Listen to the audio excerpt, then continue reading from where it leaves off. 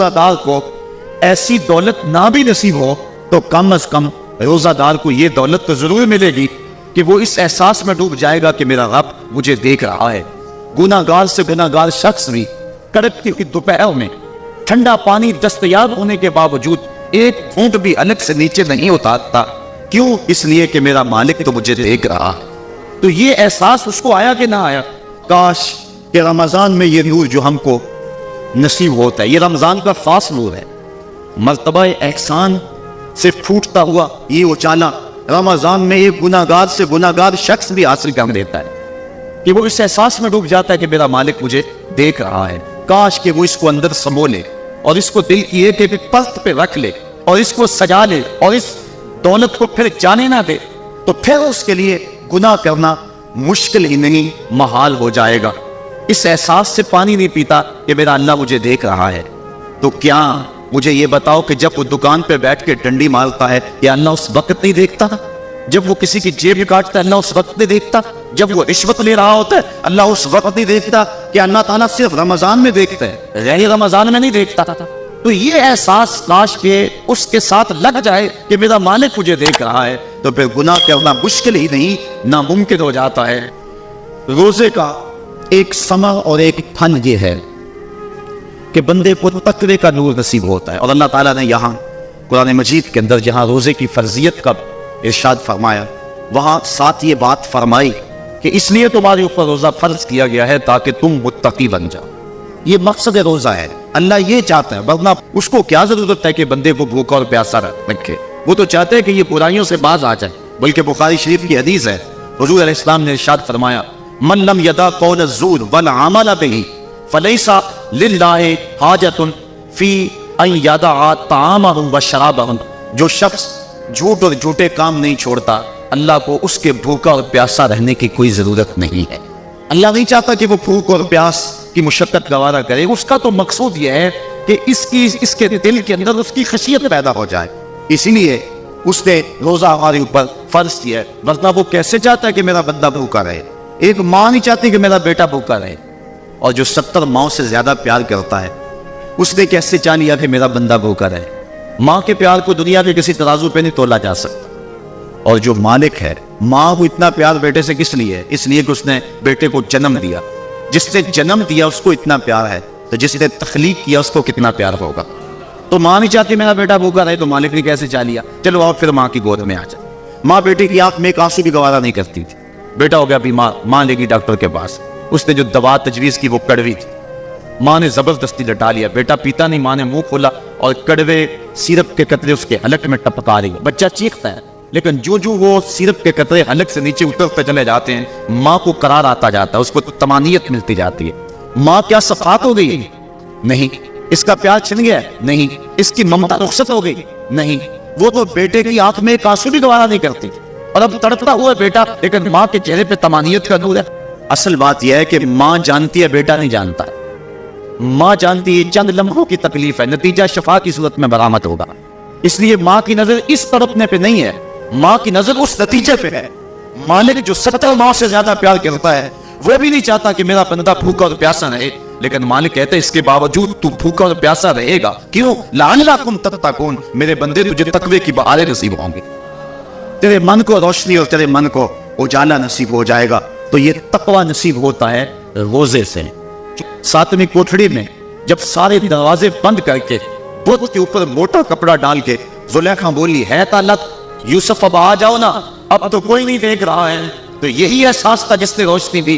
काला माअज़ल्लाह, कहा अल्लाह की पनाह, तू तो अपने माबूद से मोटी चादर डालकर छुप गई, लेकिन मेरा खुदा तो 7वीं कोठड़ी में भी देख रहा है।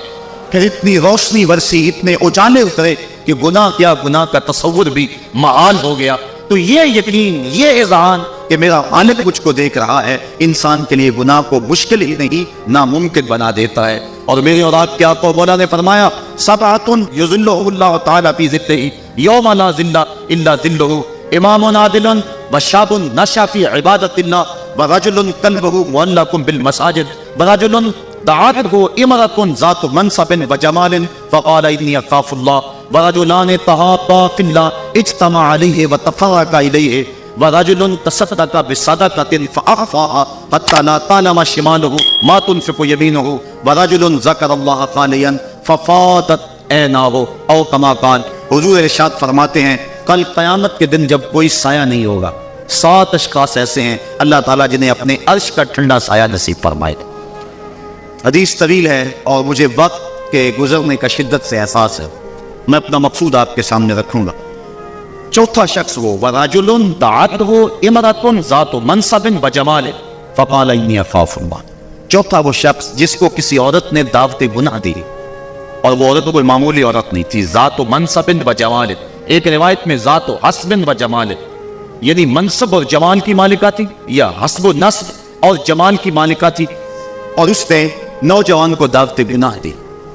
अब कदमों में हुस्न खुद ब खुद बिछने के लिए बेताब है, तो जब जज्बात अंगड़ाइयां ले रहे हो, जवानी चौपन पे हो और आरज़ुएं मचल रही हो और हुस्न खुद कदमों में बिछने के लिए बेताब हो, तो फिर अपनी ख्वाहिशात को लगाम कौन देगा।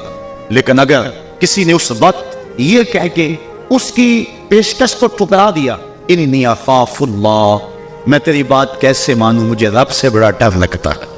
हुजूर फरमाते हैं जब किसी औरत ने उसको दावत गुनाह दी या कोई मर्द किसी औरत को दावत गुनाह देने लगा तो उसने कहा इन्नी अख़ाफ़ुल्लाह, मैं तेरी बात नहीं मान सकता कि मुझे अल्लाह से डर लगता है। हुजूर फरमाते हैं कल क़यामत के दिन जब सूरज सवा नील पे होगा और ज़मीन तांबे की होगी, लोग पसीने में शराबूर होंगे, अल्लाह पूरे कहरो गज़ब और जलाल में होगा, लोग पहना उठाए जाएंगे, पसीने से शराबूर होंगे, नदामत उनके चेहरे पर चढ़ी हुई होगी।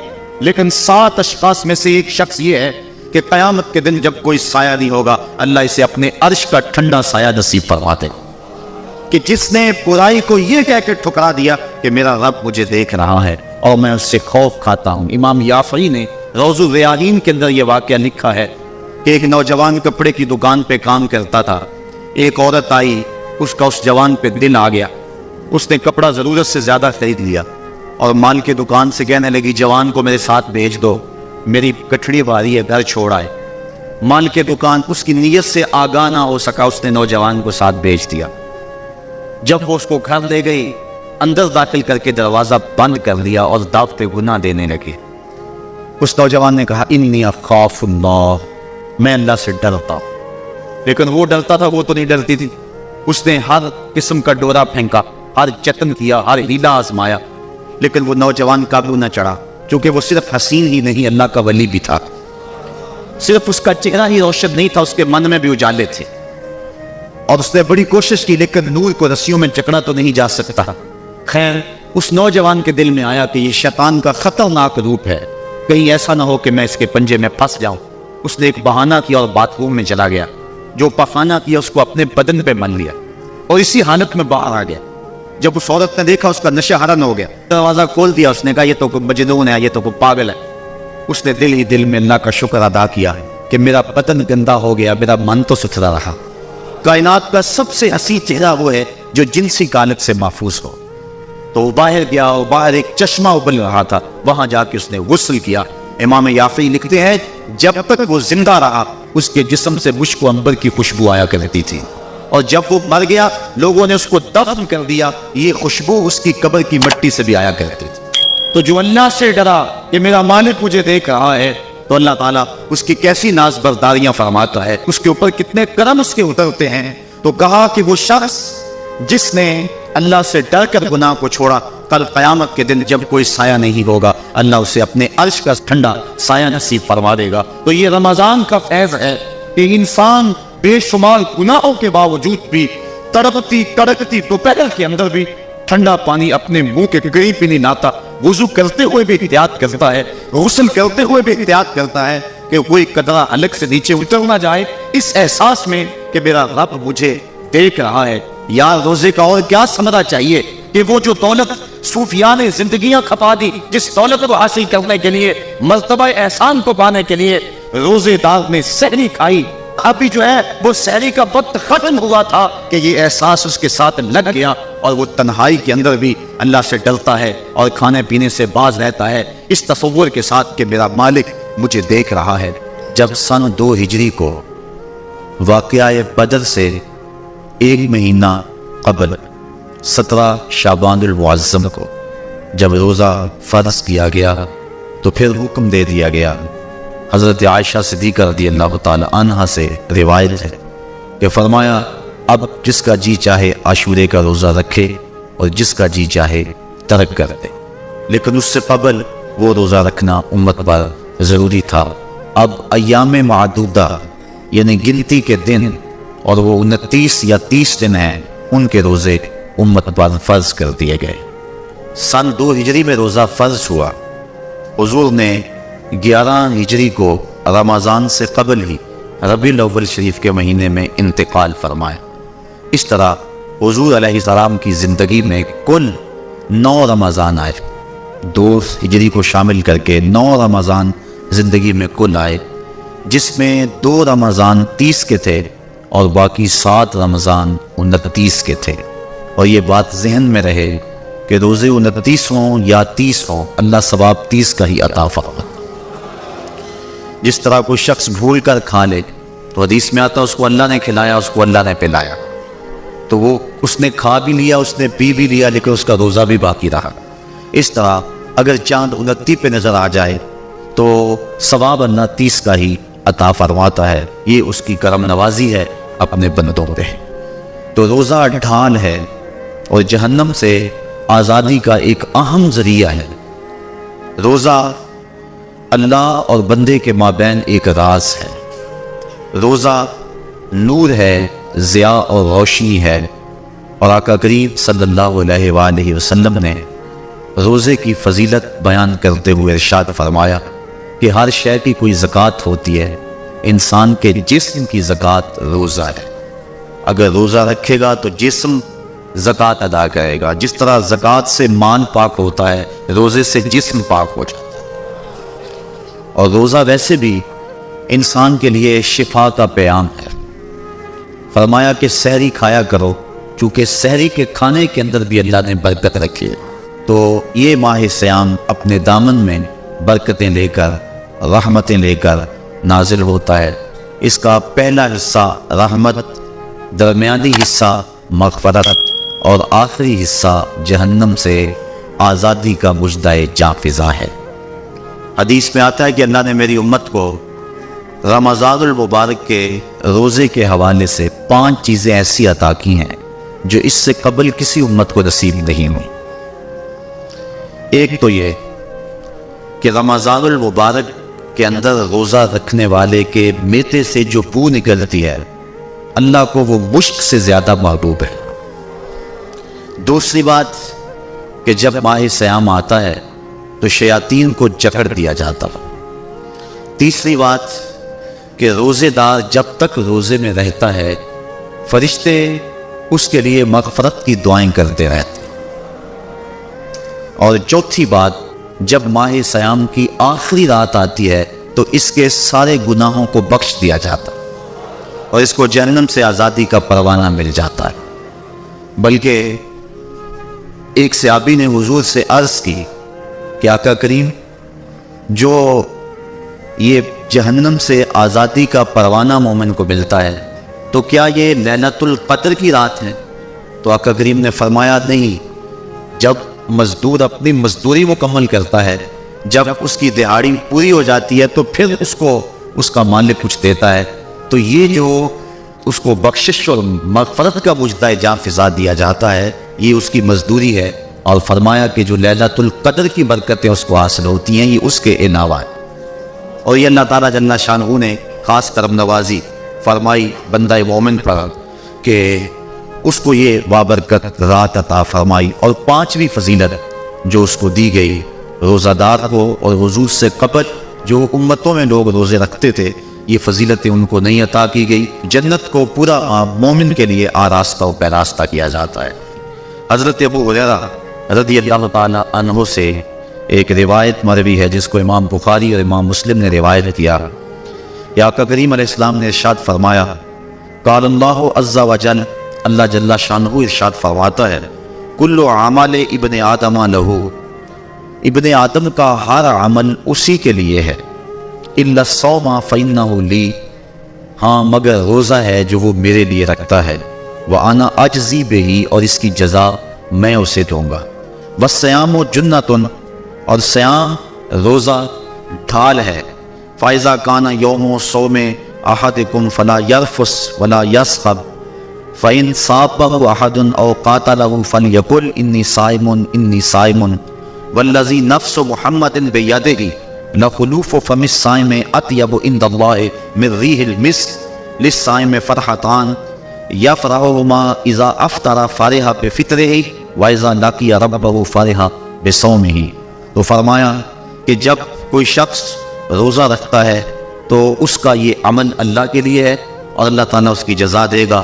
روزہ ڈھال ہے، جب کوئی شخص روزہ رکھے تو وہ اس کے اندر کوئی اللہ کی نافرمانی نہ کرے، یہاں تک کہ اگر اس کو کوئی شخص گالی بھی دے تو وہ یہ کہے کہ میرا روزہ ہے، میں صائم ہوں، میں نے روزہ رکھا ہوا ہے، یہ کہہ کے لڑنے والے کو، الجھنے والے کو ٹال دے۔ حضور نے ارشاد فرمایا مجھے قسم ہے اس رب کی جس کے قبضے میں محمد کی جان ہے کہ روزہ دار کے معدے سے جو بو نکلتی ہے اللہ کو وہ یعنی کستوری کی خوشبو سے زیادہ محبوب ہے۔ اور روزہ دار کے لیے دو خوشیاں ہیں، ایک خوشی اس کو اس وقت ملتی ہے جب وہ روزہ افطار کرتا ہے، اور دوسری خوشی اس کو اس وقت ملتی ہے جب اس روزے کے صلے میں اسے اپنے رب کا دیدار نصیب ہو۔ یہ بات ذہن میں رکھیں کہ اس دنیا پر سب سے بڑی دولت جو حضرت انسان کو دی گئی ہے وہ دولت ایمان ہے، اور قیامت کے دن سب سے بڑی دولت جو اہل ایمان کو دی جائے گی وہ اللہ تعالیٰ کا دیدار ہوگا۔ جنت کے حور و قصور، جنت کے محلات، جنت کی عالی نعمتیں، دنیا کی کوئی دولت اور دنیا کی کوئی نعمت جنت کی کسی نعمت کا مقابلہ نہیں کر سکتی، لیکن جنت والے جنت میں جا کر جس نعمت کو سب سے بڑا سمجھیں گے، اور وہ ہوگی بھی حقیقت میں سب سے بڑی نعمت، ایسی نعمت کہ اس نعمت کے ملنے پہ باقی ساری نعمتوں کو بھول جائیں گے، وہ یہ ہے کہ رب اپنے رخ قدم سے پردہ ہٹا دے گا اور ان کو اپنا دیدار عطا فرما دے گا۔ تو یہ سب سے بڑی دولت جو مومن کو آخرت میں نصیب ہوگی یہ روزے کے صلے میں نصیب ہو، یہ روزے کا وہ ثمر ہے، یہ روزے کا وہ پھل ہے جو اللہ اہل ایمان کو قیامت کے دن عطا فرمائے گا۔ عاجزی بھی کا معنی ہے کہ اس کی میں جزا دوں گا۔ ایک روایت میں آتا ہے کہ جو اعمال ہیں وہ 7 طرح کے ہیں، 2 اعمال ایسے ہیں کہ جو واجب کرتے ہیں، 2 اعمال ایسے ہیں کہ جن کی جزا ان کی مثل ہے، اور ایک عمل ایسا ہے کہ جس کی جزا 10 گنا ہے، اور ایک عمل ایسا ہے کہ جس کی جزا 700 گنا ہے، اور ایک عمل ایسا ہے جس کی جزا بے حساب ہے۔ فرمایا کہ وہ 2 عمل جو واجب کرتے ہیں وہ یہ کہ اگر کسی شخص نے اللہ کی عبادت کی اور اس کے ساتھ کسی کو شریک نہ ٹھہرایا تو وہ جنت کو یہ اعمال واجب کرتے تھے، یعنی اس کو جنت کا ملنا لازم ہے، ضروری ہے، واجب ہے اس کے لیے۔ اور دوسرا وہ شخص جس نے اپنے رب کے حکموں کو توڑا یہاں تک کہ اس کے ساتھ کسی کو شریک ٹھہرایا، اس کے اوپر جہنم واجب ہے۔ اور 2 عمل جن کی جزا ان کی مثل ملے گی، ایک وہ گناہ جو اس نے کیا تو اس کی سزا اس کی مثل دی جائے گی، اور دوسری وہ نیکی جو اس نے کی نہیں ہے لیکن اس کا عزم کیا تھا تو اس کو بھی ایک نیکی کا ثواب دے دیا جائے۔ ایک عمل وہ ہے جس کے بدلے کے اندر 10 گنا اس کو اجر دیا جاتا ہے، اور فرمایا اس سے اس کے نیک اعمال مراد ہیں، اور فرمایا کہ جو اس کا چھٹا عمل ہے وہ ایسا ہے جس کے بدلے کے اندر اس کو 700 گنا اجر دیا جاتا ہے، اور وہ راہ خدا میں اس کا صدقہ کرنا ہے۔ اور فرمایا ایک عمل ایسا ہے جس کی جزا کا دنیا پر کوئی حساب ہی نہیں ہے، اور وہ بندے کا اللہ کے حضور اپنے روزے کے ساتھ پیش ہونا ہے۔ تو روزہ ایک ایسا عمل ہے کہ جس کی جزا کا کوئی حساب ہی نہیں ہے، تو یہ اللہ کے علم میں ہے کہ وہ اپنے بندے کو کتنی اس کی جزا اور کتنا اس کا صلہ عطا فرما دیتا ہے۔